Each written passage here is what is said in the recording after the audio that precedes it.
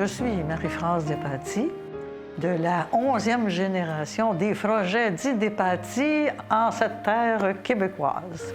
Étant native de Terrebonne, je me suis consacrée à Terrebonne.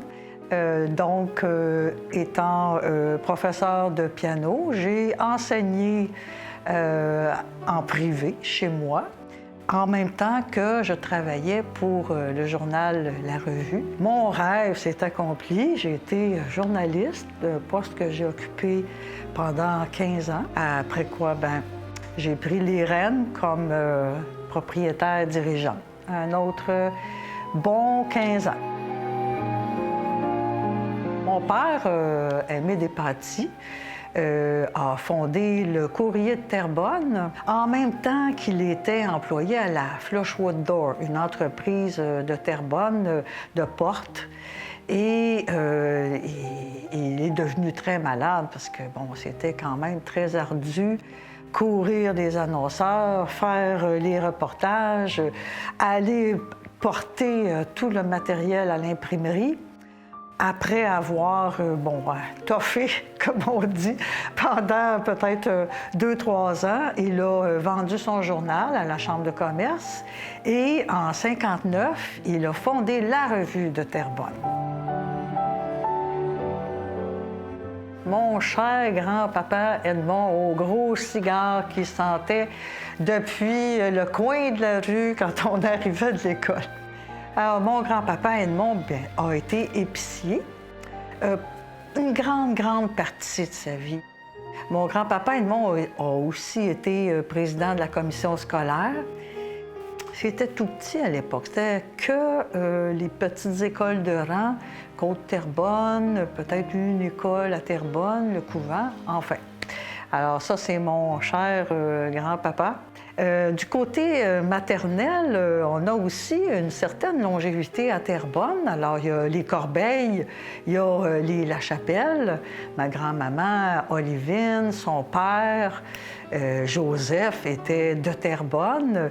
Il y a aussi une branche de Lachapelle là, qui était de Terrebonne. Ma mère, c'est Cécile Corbeil, qui a travaillé ici, qui a été hébergée par son oncle Armand Corbeil, qu'on connaît bien dans la région pour l'école, président de la commission scolaire et tout ça. Nous, on a déménagé rue Théberge. Alors, rue Théberge, en face, il y avait, bien sûr, Masson. Là, il y avait, dans ma vision d'enfant, des vaches qui paissaient l'autre côté de Masson, avec un beau petit bois, avec un beau petit ruisseau où on allait jouer.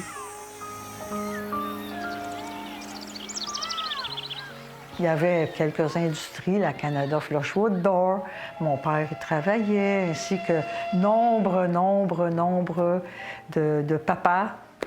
Il y avait la Globe Chou. Ma mère a travaillé là quand elle était toute jeune. Et puis la Moody. Alors, c'était quand même assez fourni comme industrie, vraiment.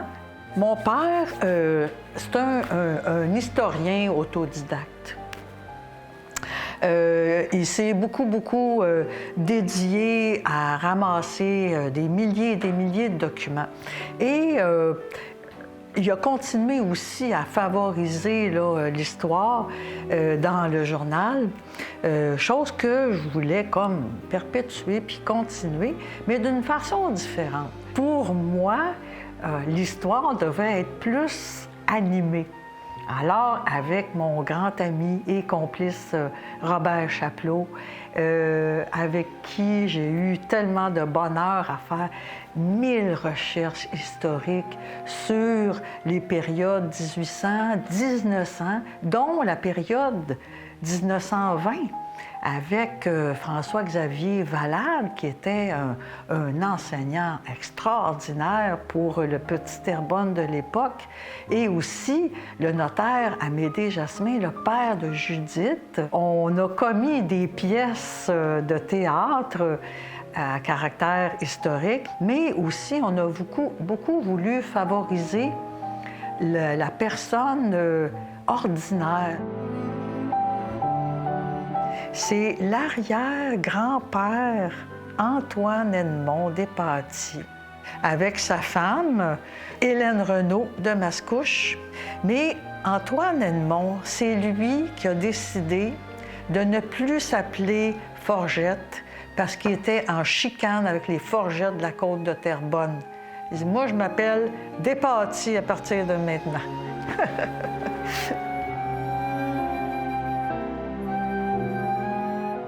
C'est spécial quand même, hein, de voir ça. Heureusement qu'il y en a eu un recensement, hein, en 1921.